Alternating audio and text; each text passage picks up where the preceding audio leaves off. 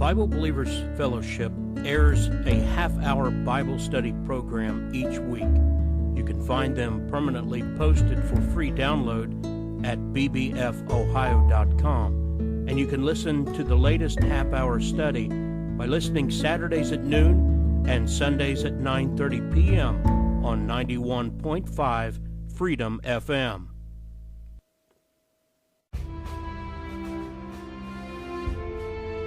Welcome to Bible Believers Fellowship in the ministry of bbfohio.com and part one of our two-part message from Revelation chapter 14, verses 6 through 12. This message is titled, The Three Angels. We are posting these studies in video and in MP3 audio form and making them available for free download at bbfohio.com.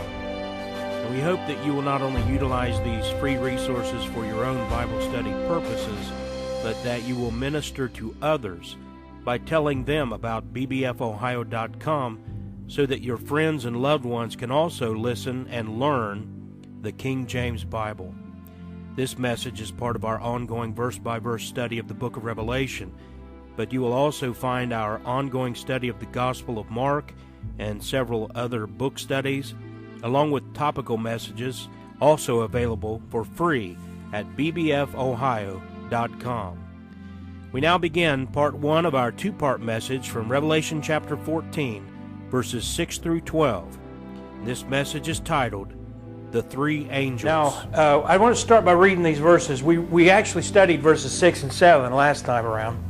And I want to start by reading, beginning in verse 6, Revelation chapter 14, and verse 6. Read that with me. And I saw another angel fly in the midst of heaven, having the everlasting gospel to preach unto them that dwell on the earth, and to every nation and kindred and tongue and people.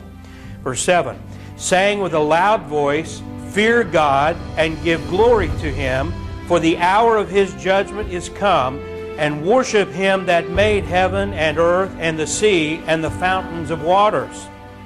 And there followed another angel, saying, Babylon is fallen, that great city, because she made all nations drink of the wine of the wrath of her fornication.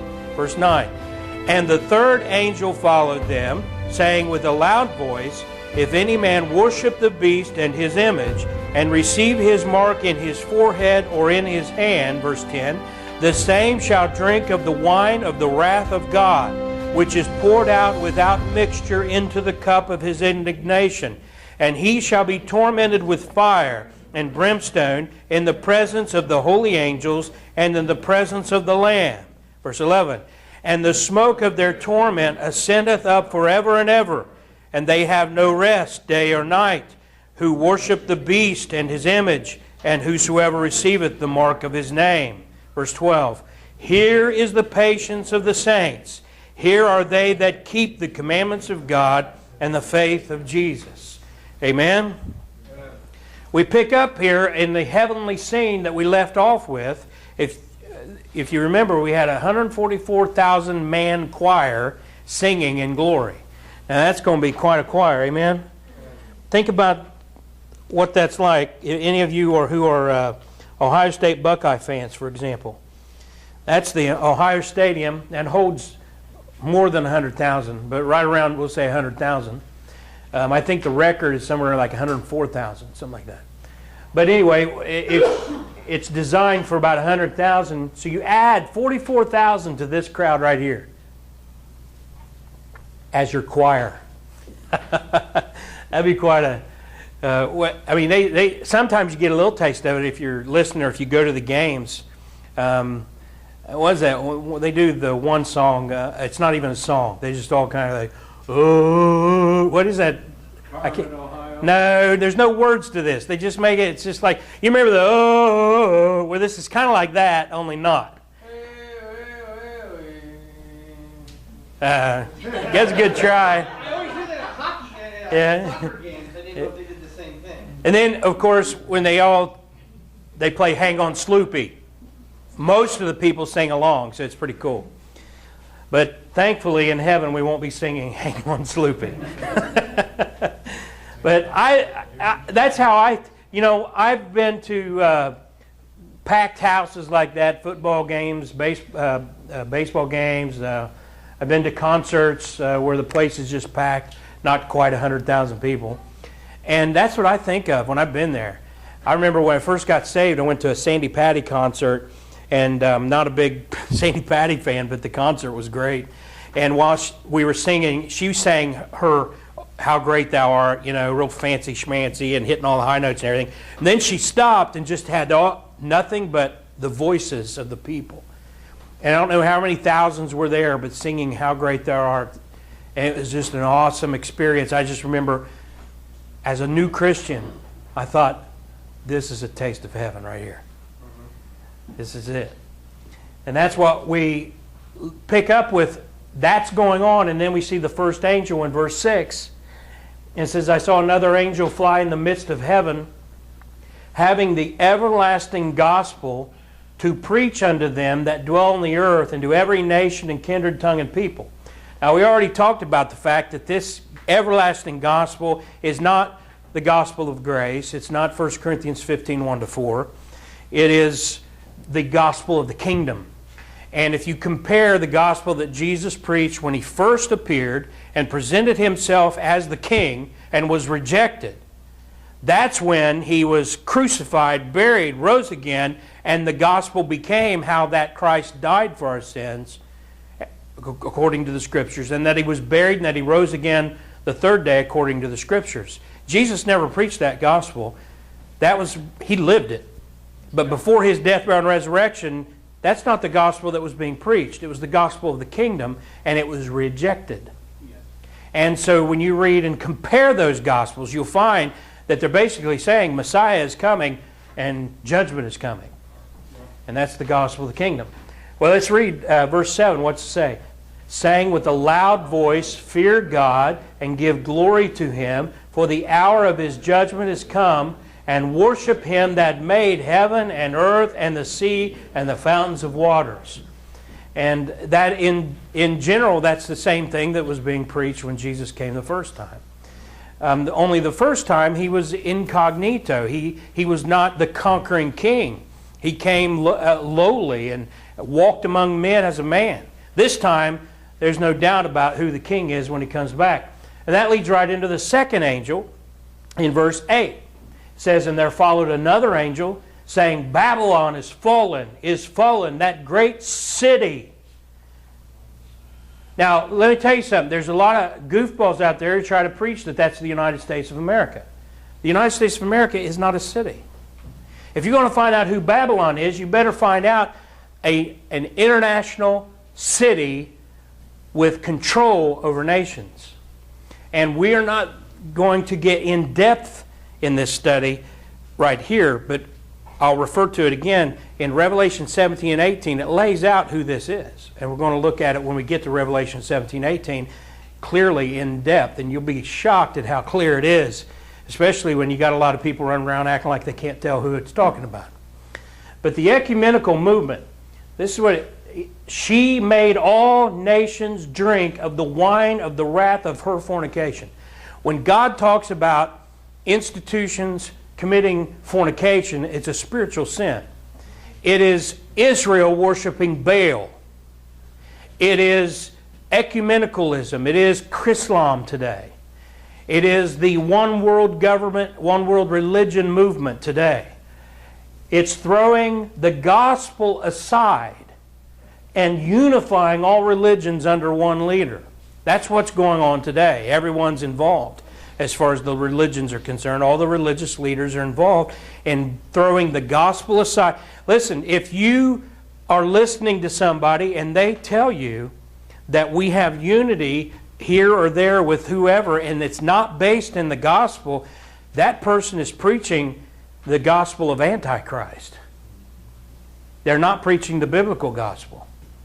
And I tell you, if you go, most of the Christian contemporary music concerts you go to today, for example, most of the preachers on the TBN network, the Blasphemy Network, most of the preachers on that network or Daystar, most of the teachers that are gathering big crowds like the Benny Hinn's and the Joyce Meyers and all those, they preach the gospel of Antichrist. Now, they'll mix it up from time to time by preaching the gospel of grace. But that doesn't make it all right. Billy Graham preached the gospel of grace, but he also mixed it with the gospel of Antichrist and said that we should all just get along. And we produced a video that's a 1-hour documentary on it, and I can't tell you how many people have come to me and said, oh, yes, let's say, oh, I think, Billy Graham, what was wrong with him? I'm sorry, but if you don't know what's wrong with him, you've been comatose. Billy Graham denied that Jesus is the only way to heaven on international television with Larry King. Billy Graham told the world that you don't have to believe in Jesus to be saved. And Billy Graham has held hands with apostates who reject the atonement of Jesus Christ, his entire ministry from the 1950s. We've got it on video. I document the whole thing. And we have people watch that and they come back and say, I had no idea. Then other people say, well, I thought Billy Graham went bad later. He went bad, years after he got started. No, he started off.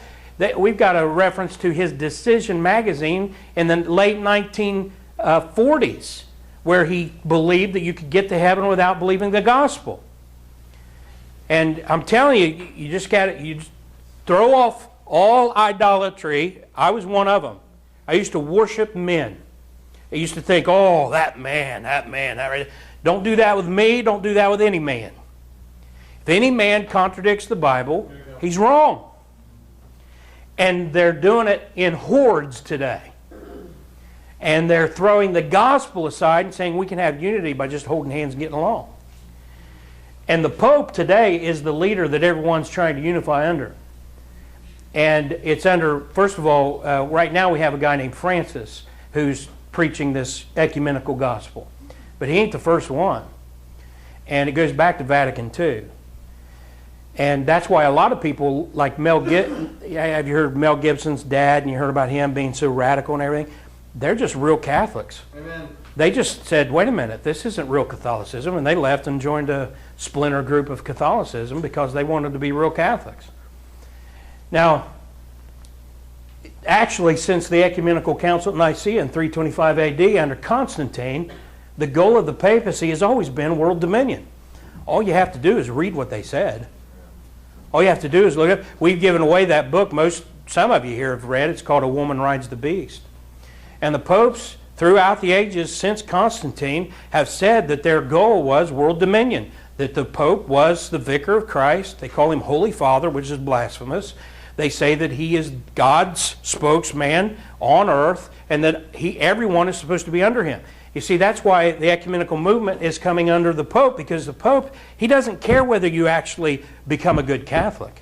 I mean, the Pope's fully aware that most Roman Catholics who belong to the Catholic Church aren't good Catholics. I mean, they support abortion.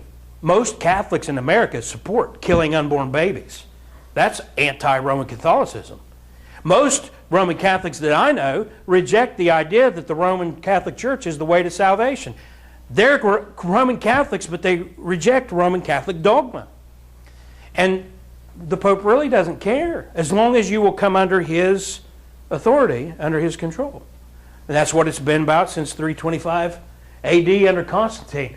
And that's why it says about this Babylon that we're going to see in Revelation 17:18, we're going to see point by point, is Vatican City. Babylon is fallen. She made all nations drink of the wine of the wrath of her fornication. The Vatican is a city-state. It's not just a religion. It is a member of the United Nations. The Vatican is a city-state with ambassadors that go to other nations and are received into Vatican City from the nations. Now, you name the you can name a cult, you can name a religious denomination, Christian denomination. How many of them do you know are a nation, member of the United Nations body with ambassadors to other nations? Not one. You can't name it. The Southern Baptist Convention is the largest Protestant denomination in America. They're not a member of the United Nations as a nation. They don't send ambassadors around the world. Salt Lake City, Utah is the home of the Mormon Church, the Church of Jesus Christ of Latter-day Saints. They're not a nation. The Vatican has a standing army that right now is very small, but at one time was very large. And it's going to get big again whenever they become basically the controlling interest over the European Union. And that's coming. All nations, though, are in bed with the Vatican. And Vatican influence will only increase until the time of the Lord's return. Now, you just write that down and watch your news and you'll see. I've been watching it since 1989.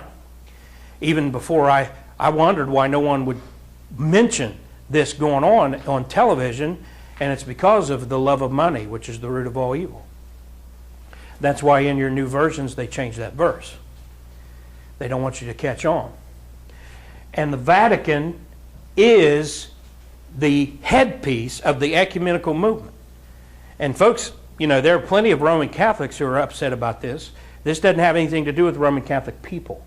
This has to do with the Vatican itself, the governing body over the Roman Catholic Church and Vatican State.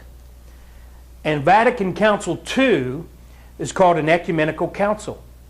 That's why when you hear the word ecumenical, you need to learn that word. Ecumenicalism.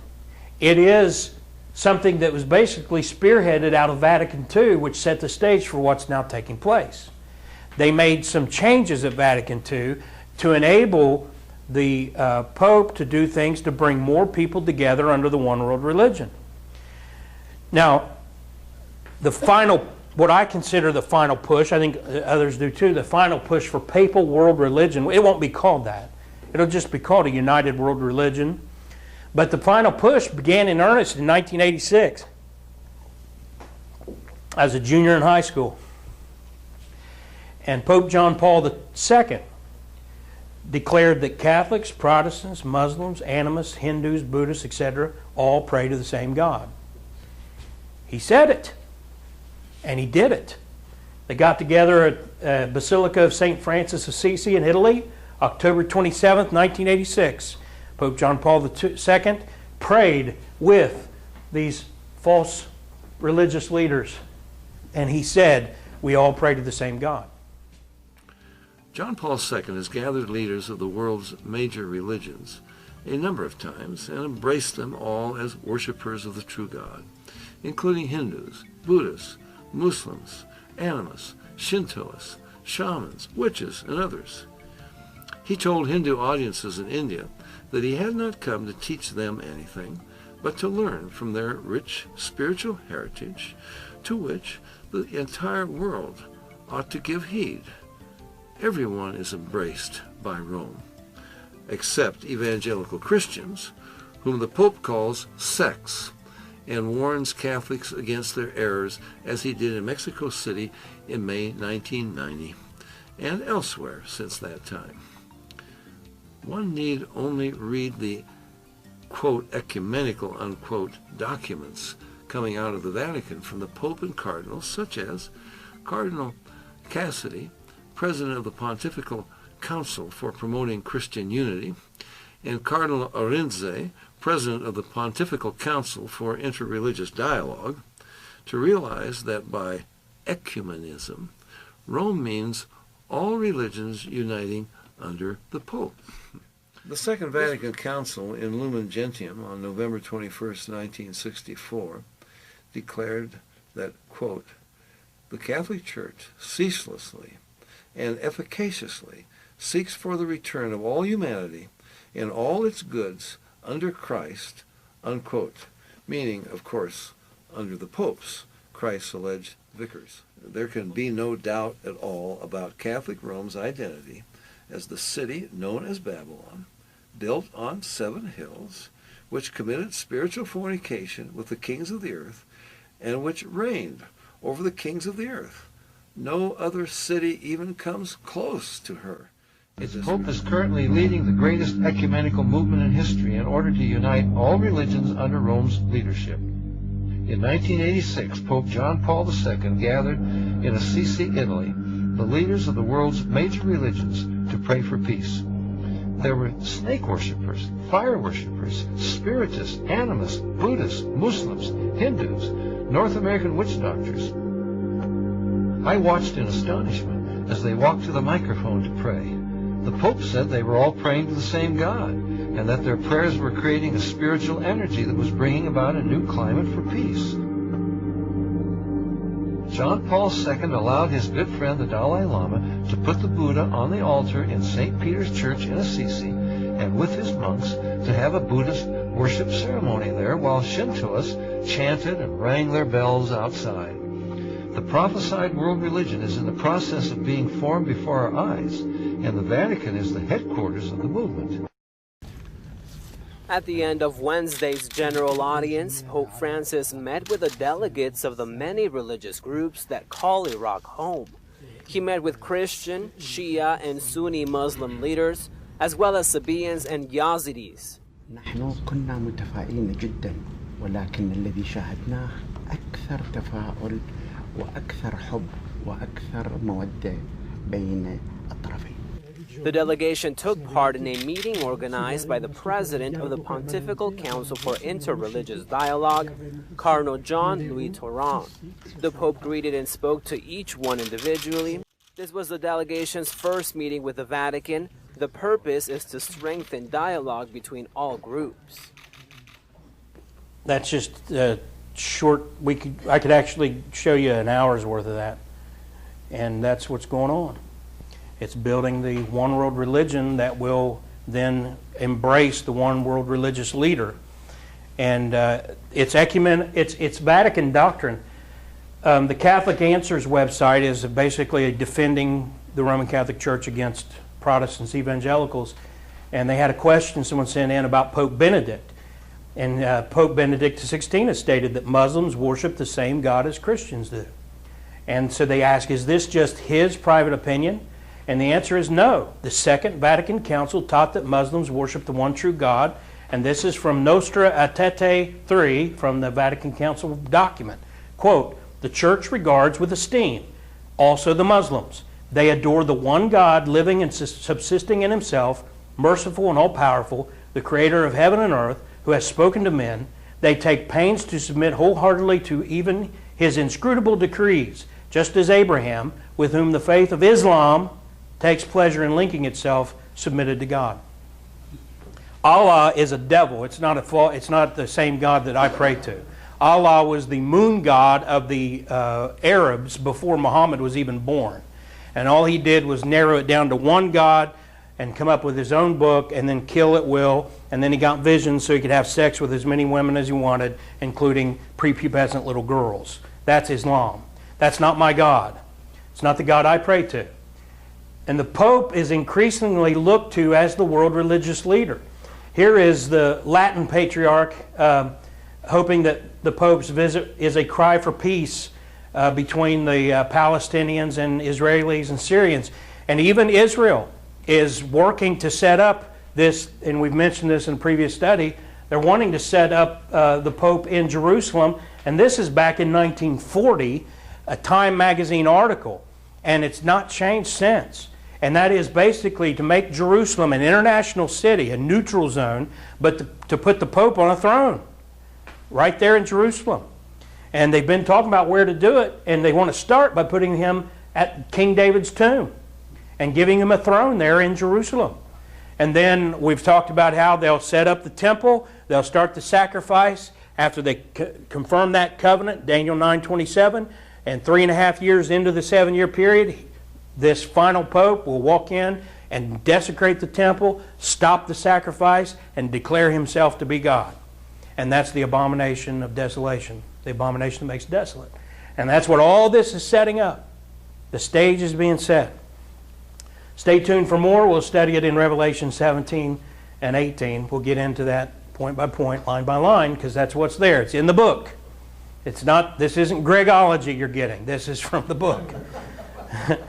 So the third angel in this text then says something also very important. Verse 9, read that with me.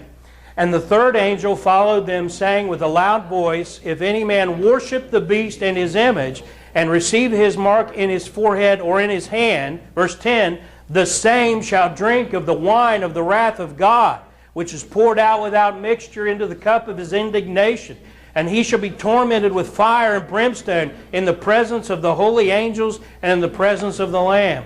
Now, I'm sorry, but if you don't believe in a God who will throw wicked, rebellious sinners who reject Him into a place called hell, then you have the wrong God. Okay. Our God is a holy God, and He is just. And if you choose to go to hell, you will go there. And that's just the reality. And there's this evangelical apostasy. See, I'm not just picking on Roman Catholicism. I'm picking on the whole stinking system, yes, including the evangelicals. I was raised Baptist, and most Baptists have flushed their Bible down the toilet. They go by their own feelings, their own opinions. I don't care what name is over your door. You better get in the book.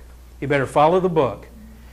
We covered this in a previous study, how some of these teachers are denying this truth that we just read about, and that is, if you take the mark, you're damned. Period.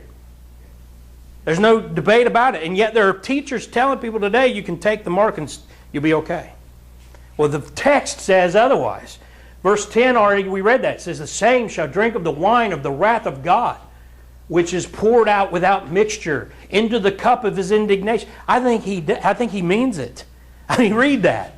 He's not playing games. This is serious business. And he shall be tormented with fire and brimstone in the presence of the holy angels and in the presence of the Lamb. Read verse 11. And the smoke of their torment ascendeth up forever and ever, and they have no rest day or night, who worship the beast and his image, and whosoever receiveth the mark of his name. Blessed be the name. 32.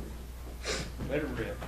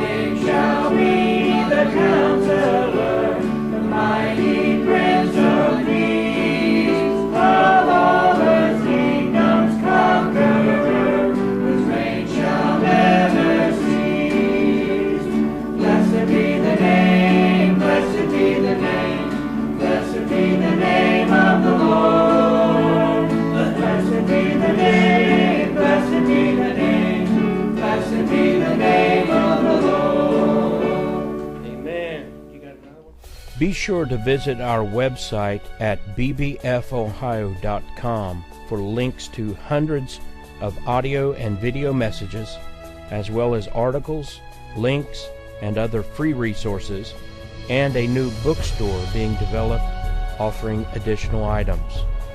This message was brought to you by Bible Believers Fellowship. I am Pastor Greg, and we thank you for listening.